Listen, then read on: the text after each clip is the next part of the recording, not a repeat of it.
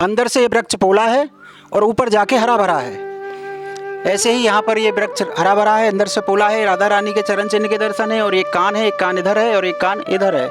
इस कान में हम जो भी विनती करते हैं, यहाँ का ये वरदान है, ठाकुर जी अवश्य पूर्ण करते हैं, चाहे वो भक्ति का मार्ग हो या स्वास्थ्य के लिए, जो भी बोल के जाओ अवश्य पूर्ण होता है। ये कान है, ये कन्हैया जी के कान है और एक कान इधर है और नीचे जहाँ पर ये कंकु लगा है, यहाँ चरण चिन्ह पर शंखचूड़ दानव का वध करने के बाद ठाकुर जी इसमें शीतल हुए थे। कन्हैया जी शंखचूड़ दानव का वध किया, मस्तक से मणि को निकाला और उस कुंड में जो मंदिर है यही है महाप्रभु जी की बैठक। बैठक का मतलब होता है ठाकुर जी ने यहाँ पर 7 दिन बैठ करके भागवत कथा की। बैठक है जी जी। तो पंडित जी वो प्राचीन वृक्ष है जो, हाँ वो अंदर ही है।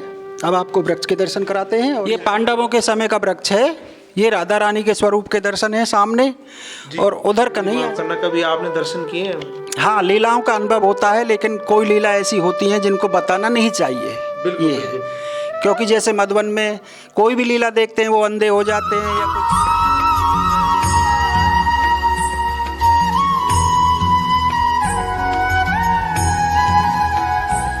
जय जय श्री राधे सभी भक्तों को।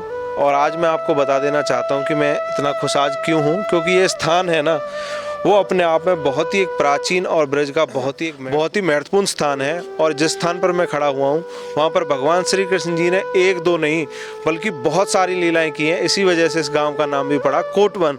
कोटवन का मतलब होता है कि जहाँ पर कोटि कोटि लीलाएं हुई हैं और कोटवन बहुत बड़ा वन, इसीलिए इस गांव का नाम भी अपने आप बहुत ही ऐतिहासिक नाम है। और उसी के साथ अगर हम बात करें कि यहाँ पर भगवान श्री कृष्ण जी ने कौन कौन से चमत्कार दिखाए हैं, तो सबसे पहले अगर हम बात करें तो भगवान श्री कृष्ण जी ने इसी कुंड के पास एक दानव मारा है और भगवान श्री कृष्ण जी ने उसके बाद यहाँ पर स्नान किया है और उसके बाद वो शीतल हुए हैं। अगर हम अंदर मंदिर परिसर की बात करें तो वहाँ की तो बात ही निराली है। वहाँ पर भगवान श्री कृष्ण जी के समय का एक प्राचीन पेड़ है। अगर वो पेड़ वैसे तो देखने में साधारण लगता है, अगर आपको हम उसकी विशेषता आपको बताएंगे तो आप अपनी आंखों पर विश्वास नहीं करने वाले। आइए अब चलते हैं सीधा अंदर और एक बार यहाँ के पुजारी जी से मिलते हैं और इस कुंड की जो लीला है वो आपको बताते हुए सीधा अंदर मंदिर में चलते हैं। बने रहिए हमारे साथ। अब सीधा जुड़ते हैं पंडित जी से। अब हमारे साथ यहाँ के, मैं आप लोगों को एक बात बताना भूल गया, भगवान श्री कृष्ण जी की यह बैठक भी रही है, जैसे महाप्रभु जी की बैठक बोला जाता है, और बहुत ही प्राचीन और बहुत ही कह सकते हैं चमत्कारी बैठकों में से एक यह बैठक है। अब हम बात करते हैं यहाँ के पंडित जी से। पंडित जी राधे राधे। राधे राधे भैया। यहाँ पर बैठक का जो मतलब होता है, यहाँ पर ठाकुर जी ने 7 दिन बैठ करके भागवत कथा की है। अंदर जो समीका छोकर का वृक्ष है वो पांडवों के समय का है। बड़ा ही अद्भुत दर्शन है प्राचीन समय के। और ये शीतल कुंड के दर्शन है। अच्छा पंडित जी, ये शीतल कुंड के बारे में आप बता रहे थे। हम यहाँ पर शंखचूड़ दानव का वध करने के बाद ठाकुर जी इसमें शीतल हुए थे। कन्हैया जी शंखचूड़ दानव का वध किया, मस्तक से मणि को निकाला और उस कुंड में पधराया। फिर ठाकुर जी शीतल हुए और फिर यशोदा मैया नंद बाबा को कोटान कोट लीलाओं के दर्शन कराए, उनको भी शीतल कराया, स्नान कराया और अंदर मंदिर के दर्शन कराते हैं। अंदर आपको आइए अब चलते हैं अंदर। तो ये जो मंदिर है यही है महाप्रभु जी की बैठक। बैठक का मतलब होता है ठाकुर जी ने यहाँ पर 7 दिन बैठ करके भागवत कथा की। बैठक है जी जी। तो पंडित जी वो प्राचीन वृक्ष है जो, हाँ वो अंदर ही है। अब आपको वृक्ष के दर्शन कराते हैं और यहाँ की जो ठाकुर जी की वार्ता है वो बताते हैं। ये पांडवों के समय का वृक्ष है, ये राधा रानी के स्वरूप के दर्शन है सामने और उधर कन्हैया जी के दर्शन है मानो दोनों साइड में। हाँ एक देह 2 प्राण है, राधा कृष्ण की जुगल जोड़ी। उधर कन्हैया जी, ये राधा रानी। इसी के नीचे ठाकुर जी ने 7 दिन तक बैठ करके भागवत कथा की। ऊपर गिरिराज बाबा के दर्शन है, उधर शयन सैया है ठाकुर जी का जी। तो यही वृक्ष बाहर निकले हैं, राधा कृष्ण की जुगल जोड़ी है, बाहर चरण चिन्ह के दर्शन है और वृक्ष के अंदर ही कान है राधा रानी के और कन्हैया जी के। उसके बाद यहाँ पर शंखचूड़ दानव ने जो सखी को लेकर के महाराज के अंदर से वन के अंदर चला गया था, जो ब्रज में 12 वन, उनमें से एक वन कोटवन है। तो ठाकुर जी ने ऐसे कोट खींच के रेखा बाउंड्री करके, जैसे कि लक्ष्मण रेखा खींची थी, उसको रोका, फिर उसका वध किया और मस्तक से मणि को निकाला राक्षस के मस्तक से और सखी को मुक्त कराया। और फिर ठाकुर जी उस बाहर कुंड में जो बताया था उस कुंड में शीतल हुए, स्नान किया। उसके बाद यहाँ पर ठाकुर जी ने, कन्हैया जी ने कोटान कोट लीलाएं की, तब इस जगह का नाम कोटवन पड़ा। और इस वन के अंदर कन्हैया जी ने 9 लाख गाय चराई और फिर उसके बाद कोटान कोट लीला करने के बाद ठाकुर जी यहाँ से नाथ द्वारा पधारे। दिन में वो चाहे जहाँ भी लीला करते हैं, शयन आज भी आकर के ब्रज में ही करते हैं कन्हैया जी। यहाँ आते हैं पंडित जी? जी। यहाँ पर ब्रज में ही शयन करते हैं, ब्रज को छोड़ के कभी नहीं जाते। दिन में वो चाहे जहाँ भी लीला करें, शयन आज भी आकर के ब्रज में ही करते हैं। पंडित जी माफ करना, कभी आपने दर्शन किए हैं? हाँ, लीलाओं का अनुभव होता है, लेकिन कोई लीला ऐसी होती है जिनको बताना नहीं चाहिए। बिल्कुल, ये है, क्योंकि जैसे मधुबन में कोई भी लीला देखते हैं वो अंधे हो जाते हैं या कोई बीमारी लग जाती है, इस वजह से लीला जो दिखती है ठाकुर जी की वो ओपन नहीं करनी चाहिए, गुप्त में रहनी चाहिए। बिल्कुल बिल्कुल। ये है और भैया। पंडित जी मैं पूछना चाहूँगा, अगर हम यहाँ पर देखें, हमारे सभी दर्शक देख रहे होंगे इस समय कि ये एकदम आपने कवर करा दिया है, तो आज के समय में पानी वगैरह ये पेड़ कैसे लेता है? पानी वगैरह की कोई ऐसी आवश्यकता नहीं है। ये जो पांडवों के समय का वृक्ष है, तो इसकी कितने साल पुराना? ये द्वापर का है, करीब 5-5.5 वर्ष पुराना। और इसकी जड़ें वृक्ष की इतनी गहरी चली गई हैं कि पानी की आवश्यकता ही नहीं है। बाहर से देख सकते हैं? हाँ, बाहर से देख सकते हैं, चरण चिन्ह के दर्शन है। अच्छा। और कान भी है वृक्ष में ही, कान भी हैं, राधा रानी के 2 कान हैं और कन्हैया जी के, और वहाँ पर ही चरण चिन्ह के दर्शन है जहाँ कंकु लगा है। तो एक बार आपने, हाँ चलिए तालों को दिखाते हैं। आ जाइए आ जाइए।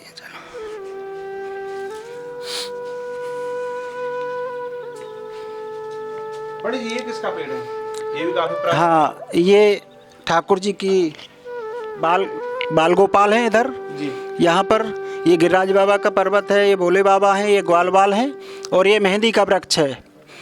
ये भी करीब ज़्यादा भी नहीं तो 500 साल पुराना वृक्ष है। हाँ, हमारी 8 पीढ़ी हो गई हैं, 8-9 पीढ़ी हो गई हैं, तो उन्हीं के समय से है वृक्ष, कभी सूखता नहीं है। और कुंड का जल भी कभी समाप्त नहीं होता, पूरी तरह कभी नहीं सूखता है। इंद्रदेव बरसते तभी भरा जाता है, पूरी तरह कभी नहीं सूखता। अब ये जो वृक्ष हैं, अंदर कन्हैया जी के स्वरूप के दर्शन है, ये बाहर चरण चिन्ह के दर्शन है। ये कान है, ये कन्हैया जी के कान है, और एक कान इधर है, और नीचे जहाँ पर ये कंकु लगा है, यहाँ चरण चिन्ह के दर्शन है, और पीछे राधा। हाँ, ये चरण चिन्ह है ठाकुर जी के, चरण चिन्ह का भाव है। हाँ, और ये कान है ऊपर, एक कान इधर है और एक इधर है, और पीछे राधा रानी के चरण चिन्ह है और 2 कान हैं। अंदर से ये वृक्ष पोला है और ऊपर जाके हरा भरा है। ऐसे ही यहाँ पर ये वृक्ष हरा भरा है, अंदर से पोला है, राधा रानी के चरण चिन्ह के दर्शन है, और एक कान है, एक कान इधर है और एक कान इधर है। इस कान में हम जो भी विनती करते हैं, यहाँ का ये वरदान है, ठाकुर जी अभिष्पूर्ण करते हैं, चाहे वो भक्ति का मार्ग हो या स्वास्थ्य के लिए, जो भी बोल के जाओ अभिष्पूर्ण होता है, यहाँ का ये वरदान है। और सामने गोवर्धन नाथ जी के मंगला स्वरूप के दर्शन है, जो सामने मंदिर है। गोवर्धन नाथ जी ने यहाँ पर जब 7 दिन तक महाराज किया था, और उसके बाद यहाँ पर जो इंद्रदेव ने 7 दिन तक ब्रजमंडल में मूसलाधार बरसात की थी, तो ब्रजमंडल जल में डूबने को जा रहा था, तो गोवर्धन नाथ जी ने ऐसे ब्रजमंडल को एक उंगली पर उठा के रखा। उस समय के गोवर्धन नाथ जी के मंगला स्वरूप के दर्शन है। और जो यहाँ 7 दिन तक महाराज हुआ था, उस महाराज के मिलन के दर्शन है महाप्रभु जी और गोवर्धन नाथ जी के। सामने के मंदिर में आपको दर्शन कराते हैं, मिलन के दर्शन। हाँ, ये प्राचीन वृक्ष हैं सभी, ये सब पांडवों के समय के वृक्ष हैं, नया वृक्ष कोई भी नहीं है। जितने भी यहाँ पर पेड़ हैं, जितने भी पेड़ हैं, सबसे हाँ, सबसे पुराना स्थान गांव के अंदर यही है। आसपास के एरिया में भी इतना पुराना कोई वृक्ष नहीं है जैसे हमारे यहाँ पर है। और सामने गोवर्धन नाथ जी के मंगला स्वरूप के दर्शन है, और जो महाराज हुआ था उस महाराज के मिलन के दर्शन है यहाँ पर कोटान कोट लीलाएं की। और यहाँ के बाद फिर ठाकुर जी नाथ द्वारा पधारे गोवर्धन नाथ जी, ये है सामने दर्शन, ये मंगला स्वरूप के दर्शन है। ये गोवर्धन नाथ जी के मंगला स्वरूप के दर्शन है। जब इंद्रदेव ने 7 दिन तक मूसलाधार बरसात की थी ब्रजमंडल में, तो ब्रजमंडल जल में डूबने को जा रहा था, तो ठाकुर जी ने ऐसे ब्रजमंडल को एक उंगली पर उठा के रखा, उस समय के मंगला स्वरूप के दर्शन। और झूले पर जो यहाँ महारास हुआ था, उस महारास में महाप्रभु जी श्री गोवर्धन नाथ जी के मिलन के दर्शन है। और लास्ट में शयन सैया है। तो ठाकुर जी यहाँ कोटान कोट लीला करने के बाद फिर इस वन के अंदर ठाकुर जी ने 9 लाख गाय चराई। पीछे ब्रज में जो 12 वन, उनमें से एक वन कोट वन है। इस वन के अंदर कन्हैया जी ने, श्रीनाथ जी ने 9 लाख गाय चराई, और कोटान कोट लीला करने के बाद ठाकुर जी फिर यहाँ से नाथ द्वारा पधारे।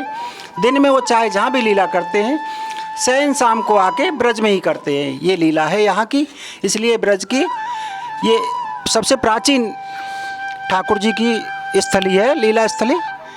तो ये है यहाँ की लीला। अगर पंडित जी यहाँ अगर कोई आना चाहता है तो कैसे आ सकता है? ये यहाँ से, ये जो बिल्कुल नेशनल हाईवे है, वहाँ पर पत्थर का गेट लगा है, उस पर लिखा है महाप्रभु जी की बैठक शीतल कुंड मार्ग कोटवन। ये हरियाणा यूपी का बॉर्डर है, उससे आधा किलोमीटर पहले ही लेफ्ट हैंड पे है। मथुरा साइड से आएंगे तो, और दिल्ली साइड से आएंगे तो राइट हैंड पे है, बॉर्डर पार करके। जी। ये यहाँ का आने का रास्ता है। और अपनी तरफ से आप कुछ श्रद्धालुओं को कहना चाहें? और यहाँ पर जो भी भक्तगण आते हैं, वृक्ष में जो राधा रानी के चरण चिन्ह है, कन्हैया जी के यहाँ जो नैन बंद करके जो भी विनती करते हैं, यहाँ का ये वरदान है, अवश्य पूर्ण होता है। ये हमने भी देखा है। कई भक्त आते हैं अपनी अपनी मनोकामना लेके, और दूर दूर से भक्तगण आते हैं यहाँ बॉम्बे, हाँ, गुजरात से बहुत लोग, गुजरात से आते हैं, हैदराबाद से आते हैं, आंध्र प्रदेश से, बंगाल से, बॉम्बे से, महाराष्ट्र से, एमपी से, राजस्थान से, देश विदेश तक के भी यात्रीगण आते हैं यहाँ पर। क्यों? जी, मेन बात है इस जगह का जो इतिहास है वो वेदों में भी है। वेदों में भी है उनके पास, हाँ, उनके पास लेख है और वेदों में भी लिखा हुआ है, उसी को पढ़ के वो सब यहाँ आते हैं। और जब तक यहाँ के दर्शन नहीं होते, यात्रा भी पूर्ण नहीं होती है। क्योंकि मथुरा वृंदावन से जब हम यात्रा चालू करते हैं, बीच में हमसे बहुत कुछ छूट जाता है, तो यहाँ लास्ट में आकर के विनती करनी होती है कि भगवान जो भी हमसे भूल से छूट गया हो, हमारी भूल क्षमा करें और हमारी यात्रा परिपूर्ण करें, तब जाके यहाँ पूर्ण होता है आकर के। जबकि जो दिल्ली से जा रहा है उसको तो ये दर्शन पहले ही पड़ जाएंगे, पहले ही पड़ जाते हैं, लेकिन हाँ, कुछ लोगों को नहीं पता है। अब धीरे धीरे जिन पर ठाकुर जी की कृपा होती है, पता चल जाता है, आ जाते हैं जिन पर वल्लभ ठाकुर जी की कृपा हो जाए, राधा रानी की। ये है भैया यहाँ का। जय जय श्री राधे। बहुत बहुत धन्यवाद। जय जय श्री राधे। तो आज आपने एक बहुत ही भगवान श्री कृष्ण जी की एक सुंदर लीला के दर्शन किए, और इतने सुंदर धाम पर मैं ये कहूँगा कि कुछ भगवान श्री कृष्ण जी की ऐसी लीला हैं जिनको शब्दों में बयां नहीं किया जा सकता। उन्हीं में से एक लीला रही है यहाँ की, बहुत ही अद्भुत दर्शन है। और जैसा कि पंडित जी ने बताया कि आप जो भी सच्चे दिल से यहाँ पर भगवान श्री कृष्ण जी या श्री राधा रानी जी से मांगते हैं, तो आपकी वो मांग अवश्य पूरी होती है। और ऐसे प्राचीन काल, पंडित जी ने बताया था कि ये पांडव द्वापर काल के ये वृक्ष है। यहाँ पर आप देख सकते हैं, ये कोई फल का पेड़ है और बहुत ही सुंदर इस पर फल लगे हुए हैं। भाई से कहूँ एक बार, पंडित जी बता रहे हैं पीलू है, और आप देख सकते हैं बिल्कुल मोती जैसे। और मोती कुंड भी है जहाँ पर नंदगांव में भगवान श्री कृष्ण जी ने मोती उगा दिए थे। ऐसे ही लीला धरते हमारे भगवान श्री कृष्ण जी। आपको दर्शन पसंद आए तो हमारी वीडियो को लाइक और हमारे चैनल को सब्सक्राइब करना बिल्कुल भी ना भूलें। अगर आप मंदिर के लिए कोई डोनेशन देना चाहते हैं तो पंडित जी का नंबर आपको नीचे मिल जाएगा। आप किसी भी प्रकार का कोई भी डोनेशन पंडित जी तक अपना पहुँचा सकते हैं। गौ सेवा हुई, किसी भी सेवा के लिए। मिलते हैं किसी आने वाली वीडियो में, तब तक के लिए लेते हैं आपसे विदा। जय जय श्री राधे।